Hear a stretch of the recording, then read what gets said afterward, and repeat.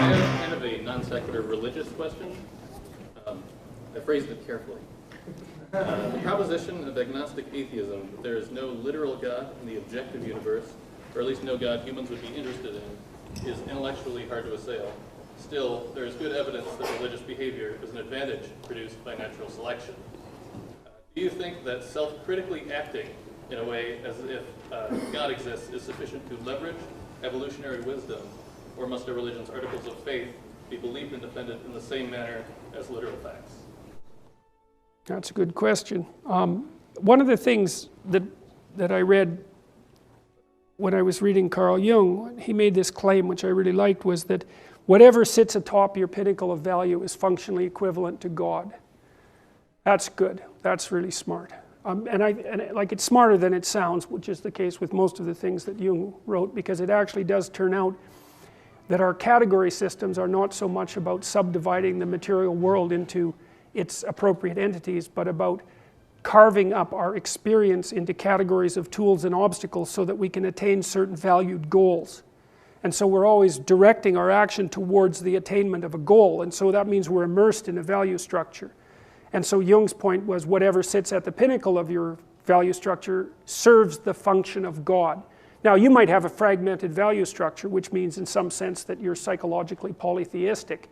And the problem with that is that then you're a house divided amongst itself. You're pulling in multiple directions simultaneously. Impulsive people are like that, right?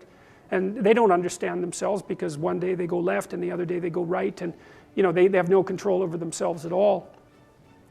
Now, you said, well, there's no objective God, and that seems to be a reasonable hypothesis. The question then, I suppose, becomes to what degree our subjective experience is real, and that's a matter of definition. I think the religious impulse is an inevitable consequence of the fact that it's necessary for people to live inside hierarchies of value, and that we feel a sense of awe. The sense of awe we feel with regards to the highest values is not distinguishable from the existence of the value itself. Now, and there's real advantages to the idea of a detached God in some sense, and one of the things I've learned about archaic concepts of sovereignty is that detaching the idea of ethics itself and ethical power from the holder of power is an extraordinarily useful thing to do, because otherwise the king becomes the embodiment of the God, and then the king can do no wrong. Then you have a tyrant. If the idea of power and sovereignty is detached from the individual and set up as a higher virtue that even the sovereign is responsible to, then the sovereign, at least in principle, can never put himself forward as absolute. And you can think about that just as a development of humans' capacity to abstract, right? We can abstract the idea of sovereignty, we can abstract the idea of ethics and virtue, we can hypothesize that as an ideal, we can embody it as a personality, which is actually quite useful because it's something we have to act out. Now you might say, well, what relationship does that have to the existence of something transcendent in the religious sense outside of that abstract conceptualization? And the answer to that is we don't know. If you familiarize yourself with the writings of people who've had profound religious experiences, it's chronically the case that they describe encountering something that transcends them, and that they describe it as more real than anything they've ever encountered.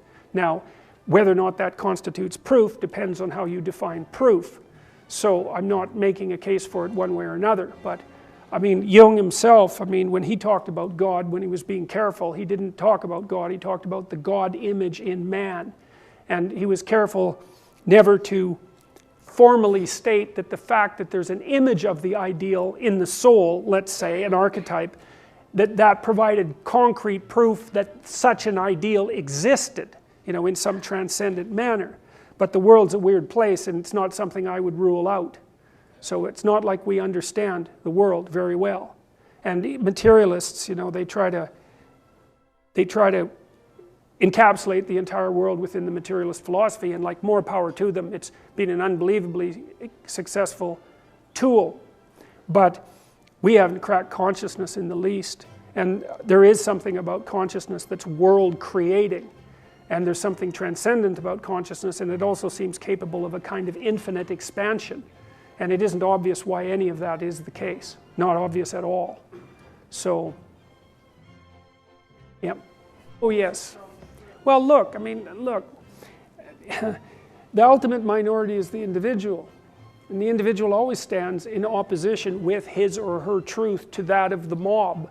So that's true. It's that it's very frequently the case that truth is held by something outside the general consensus. Now, falsehood is too, right? So I mean, if you have a structure that's reasonably functional, like a little walled city, and you have 100 people outside yelling about how pathological it is, 99 of them would make it worse, and one of them has something useful to say. And so you can't just dispense with the minority, so to speak, because the majority of the minority is going to be wrong in their opposition, because the one person in the minority who isn't wrong is absolutely vital. And that's the tension. That's always the tension between the group. That's partly, the mythological hero really has two roles. One is to go out and conquer the dragon of darkness and to gather information and to disseminate it. But the second role, which is equally important, is to stand up against the corrupt culture, which is what Horus does, for example, in the ancient Egyptian stories. Demolish what's corrupt and then rebuild something in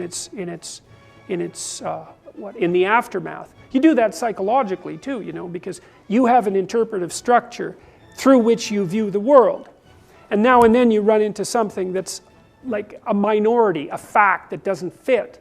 But it's actually a fact. It indicates that part of you needs to die and encounter chaos and reconstitute yourself. And that's why there is this dynamism between the group and the individual, and also why the individual is held in the West to be a power, let's say, that's superordinate to the state. The state has to recognize the validity of the individual, because the individual does, in the final analysis, hold the redemptive truth.